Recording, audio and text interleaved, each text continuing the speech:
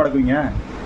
என்னண்ணா நீங்கள் கேஸ் போட்டு விடுங்கண்ணா, தாமரசனத்துக்கு மேலே கேஸ் போட்டு விடுங்கண்ணா. பார்த்தேண்ணா சொன்னதை நிறைவேற்றுங்கண்ணா. ஒரு தமிழனா நீங்கள் நிறைவேற்றணும், அதை நான் பார்க்கணும். ஆமாம், இதுவும் வந்து இந்த இளைஞர் பொண்ணை நான் கல்யாணம் பண்ணிப்பேன், அது விதவைக்கு தான் நான் வந்து வாழ்க்கை கொடுப்பேன் அப்படின்னு சொல்லி ஏமாத்துற மாதிரி ஏமாத்துறாதீங்க. அப்புறம் அண்ணி விஜய் அவர்களை ஏமாத்துற மாதிரி, விஜயலட்சுமி அவங்க பேர், அவங்களை ஏமாத்துற மாதிரி இவங்களும் ஏமாத்துறாதீங்க, புரியுதுங்களா? உங்களை நம்பி ஒரு கூட்டம் வருது, நீங்கள் சொல்ல கொஞ்சமாவது காப்பாற்றுங்கண்ணே.